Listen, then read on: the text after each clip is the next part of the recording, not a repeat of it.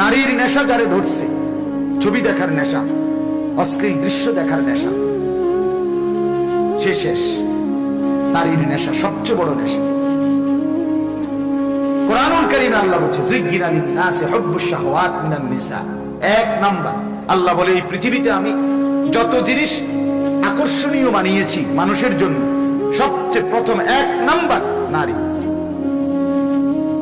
গোটা পৃথিবীর যত সুন্দর জিনিস একসাথে রাখুক, আর একদম কালো নিগ্রু 16 বছরের একটা মেয়েকে এক পাশে রাখুক, আর পৃথিবীর যত ফুল ফল পাখি, পৃথিবীর যত পার্ক, পৃথিবীর যত বিনোদন কেন্দ্র, পৃথিবীর যত মার্কেট, পৃথিবীর যত টাইলস সৌন্দর্য সব একখানে থুপ দিছে, আর এখানে কালো একটা মেয়ে এক পাশে দাঁড় করাইছে। 1 লক্ষ যুবক যদি এই পাশে দাঁড় করায় আর দেখতে বলা হয়, তো 1 লক্ষ যুবকের নজর বারবার ওই কালো মেয়েটার দিকে যায়। এটা আল্লাহ প্রদত্ত। মানে এই যে নারীর প্রতি এই আকর্ষণ, এটা আল্লাহ প্রদত্ত। এই জন্য আল্লাহ বলেন এটা আমি দিছি, এরপরে আমি বলে দিয়েছি কোন নারী দেখবা কোন নারী দেখবা না। যাকে দেখতে নিষেধ করেছি দেখলে জাহান্নাম, যাকে দেখতে অনুমতি দিয়েছি তার সাথে মিলিত হলেও নেকি জান্নাত।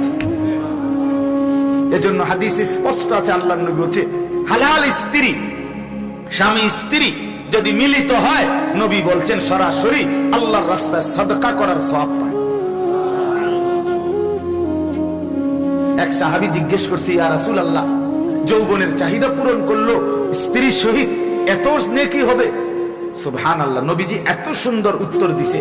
আল্লাহর নবী বললেন যে হে সাহাবী, এই মানুষটা যদি কোনো ভিন নারীর সাথে এই কাজটা করত, যদি অনুমতি নাই অন্য কোন নারীর সাথে যদি এই লোকটা এই কাজটা করত, তুমি বলো তো তখন কি গুনাহ হইতো? সাহাবী বলেন অবশ্যই গুনাহ হইতো, জিনার গুনাহ হইতো। হইতো কিনা বলেন না কেন? তো নবীজি বলেন ভিন নারীর সাথে যদি অপকর্ম করে গুনাহ হয়, তাহলে হালাল স্ত্রীর সাথে মিলিত হলে নেকি হবে না কেন?